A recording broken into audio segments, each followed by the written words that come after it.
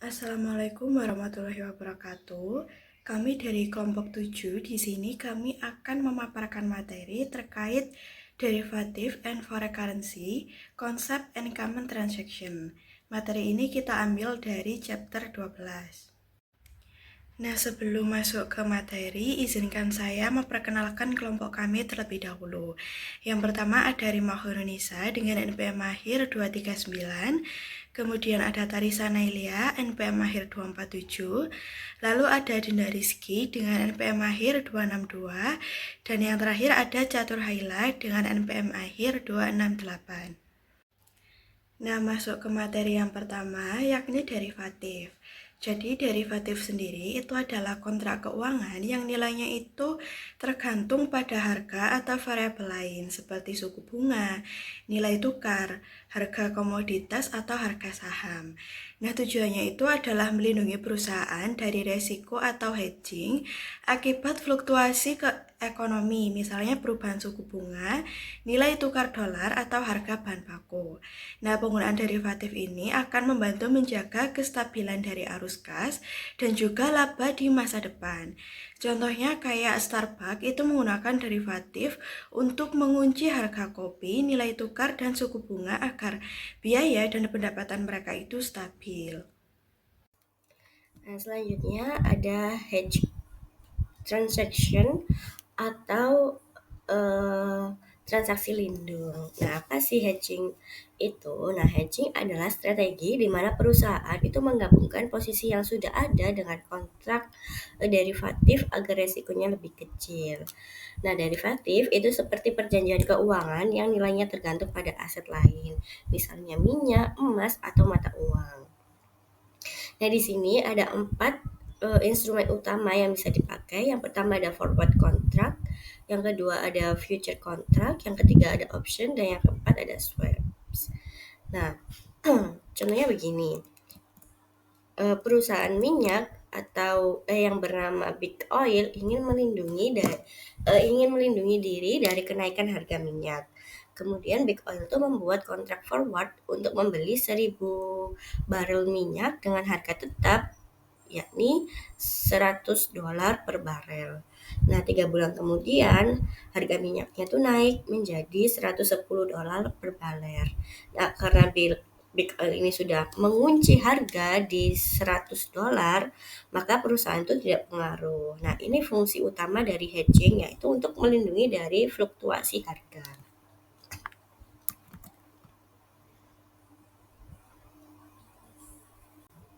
Selanjutnya ada jenis hedging.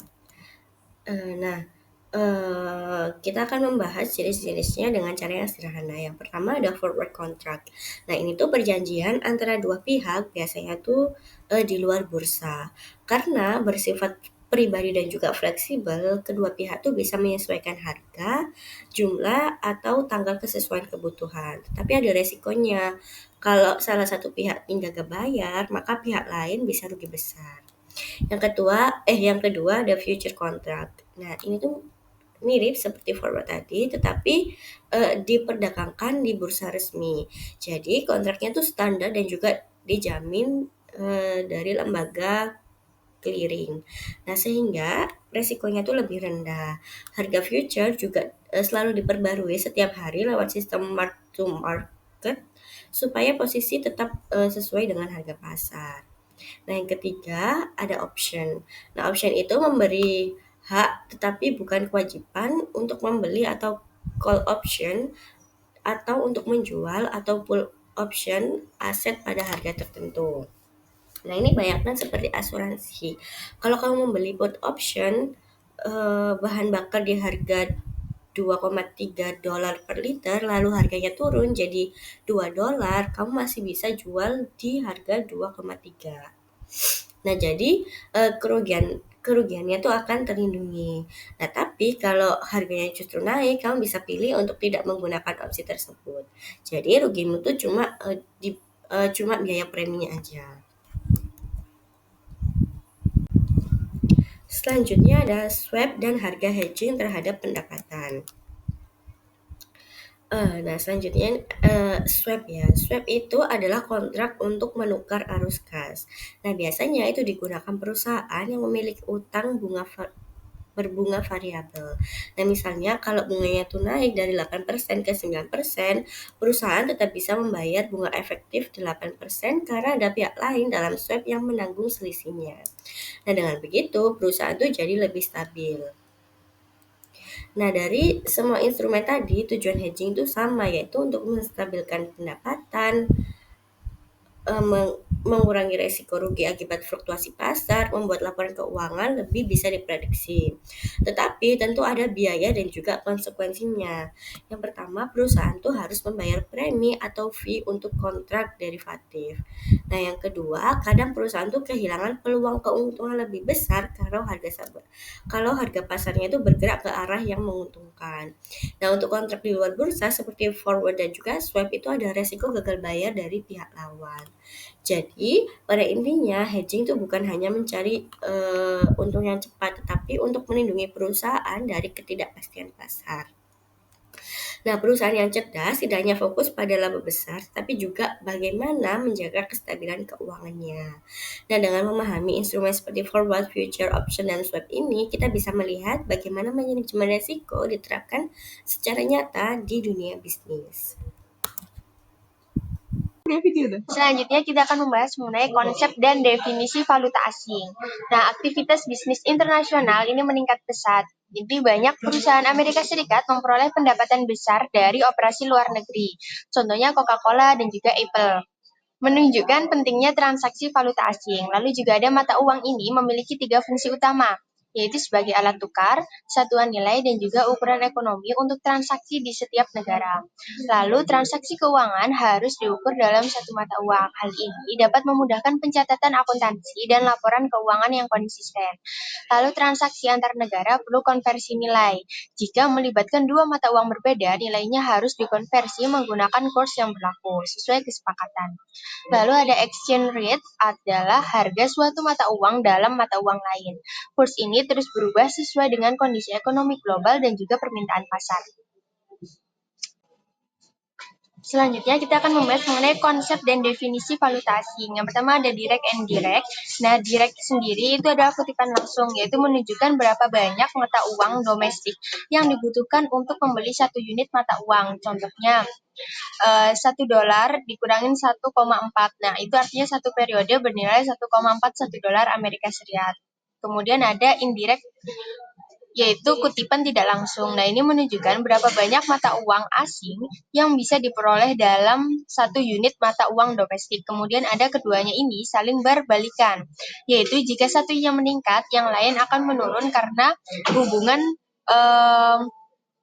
matematikanya adalah kebalikan. Kemudian ada jenis kurs.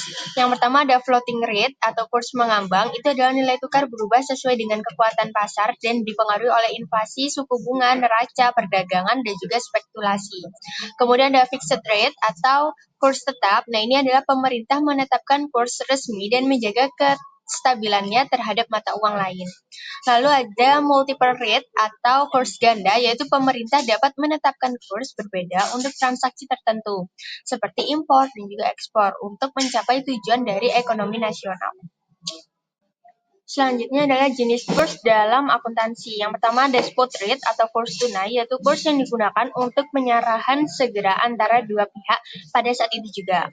Kemudian ada current rate atau kurs berjalan, yaitu kurs yang berlaku pada tanggal laporan keuangan atau saat transaksi itu terjadi. Kemudian ada historical rate atau kurs historis, yaitu kurs yang berlaku pada tanggal spesifik ketika transaksi awal terjadi. Nah, pemilihan kurs ini itu bergantung pada jenis transaksi dan juga waktu terjadinya peristiwa keuangan. Lalu juga ada contoh dari Virgin Exchange.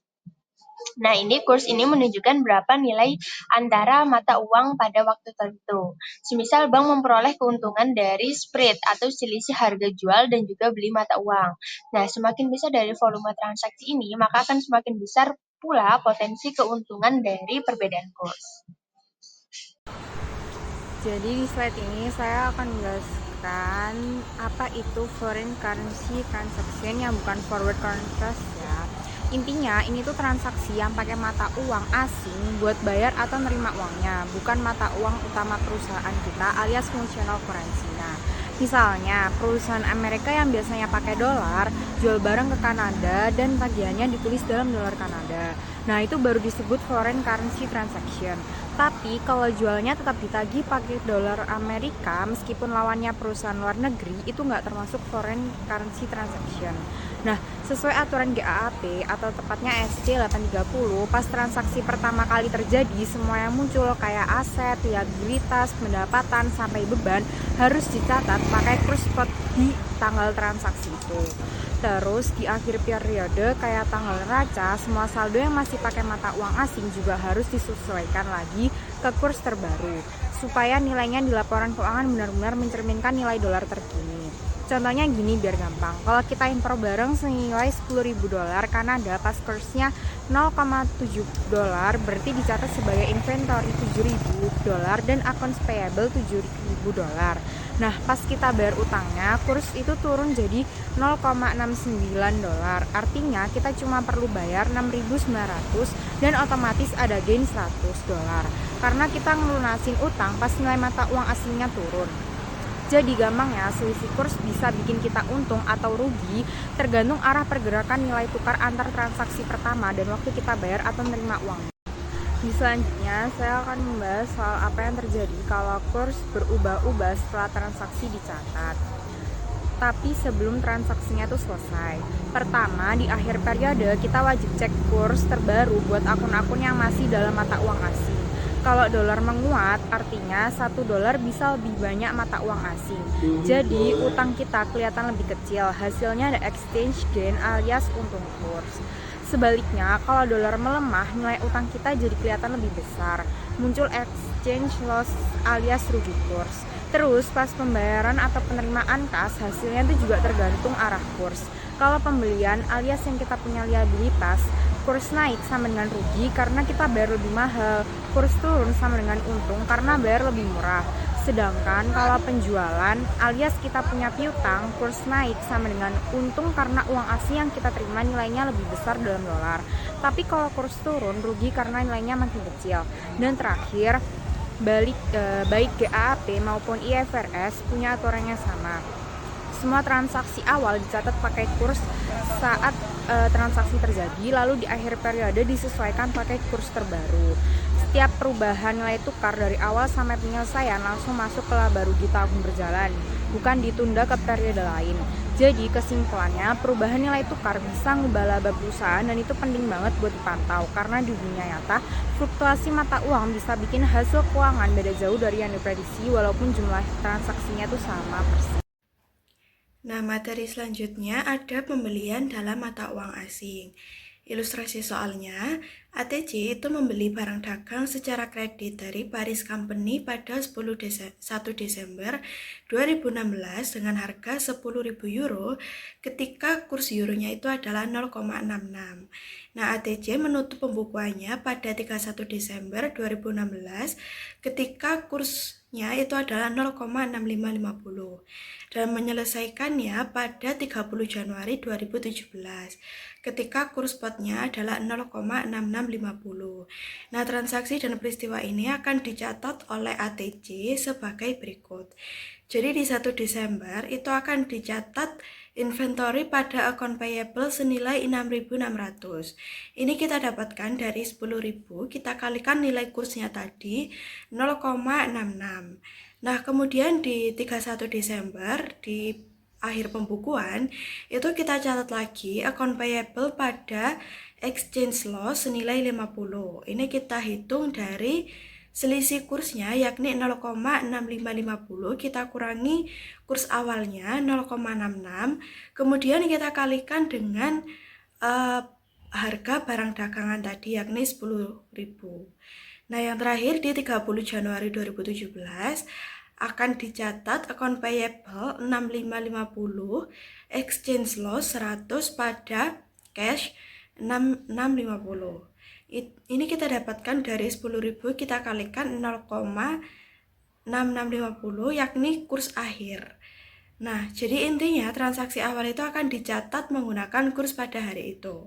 Nah, kemudian di akhir periode, nilai utang itu akan disesuaikan dengan kurs yang terbaru. Ini bisa untung ataupun rugi. Nah, saat pembayaran, ini akan dihitung kembali menggunakan kurs pada hari bayar. Ini juga bisa untung dan bisa rugi. Nah, yang selanjutnya ada penjualan dalam mata uang asing. Ilustrasinya, pada 15 Desember 2016, ATC menjual barang dagang kredit kepada ROM seharga 20.000 euro ketika kurs spotnya itu adalah 0,6625. Nah, ATC menutup pembukuannya tanggal 31 Desember ketika kurs spotnya itu 0,6550. Kemudian menagih piutangnya di 15 Januari 2017 ketika kurs spotnya itu 0,6700 dan menahan euro tersebut hingga tanggal 20 Januari ketika ATC mengkonversi euro tersebut ke dalam dolar Amerika Serikat dengan kurs spot 0,6725 yang berlaku pada tanggal tersebut. Maka pencatatan ATC adalah sebagai berikut. Yang pertama, di 15 Desember 2016 itu akan dicatat account receivable pada sales senilai 13.250. Kita dapatkan dari 20.000, kita kalikan nilai kursnya pada saat itu yaitu 0,6625. Nah, lalu di akhir pembukuan 31 Desember 2016, ini kita catat exchange loss pada account receivable 150. Kita dapatkan dari selisih kurs yakni 0,6550 kita kurangi kurs awalnya 0,6625 kemudian kita kalikan dengan 20.000. Nah, lalu di 15 Januari 2016 jurnalnya yaitu cash 13.400 pada akun receivable-nya 13.100 dan exchange gain-nya senilai 300.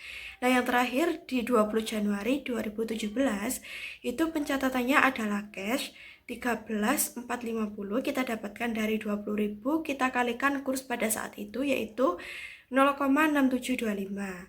Di kreditnya yakni exchange gain 50 dan cash 13.400. Materi yang terakhir adalah ringkasan dari dampak perubahan kurs terhadap nilai utang dan juga nilai piutang dalam mata uang asing.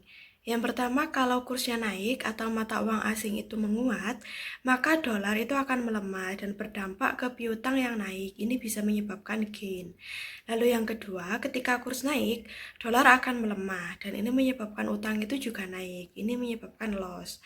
Kemudian yang ketiga, ketika kursnya itu turun atau mata uang asing itu melemah, maka dolar itu akan menguat dan menyebabkan piutang itu turun, yakni loss. Kemudian yang keempat, ketika kursnya turun, maka dolar akan menguat dan utang akan turun. Ini menyebabkan gain.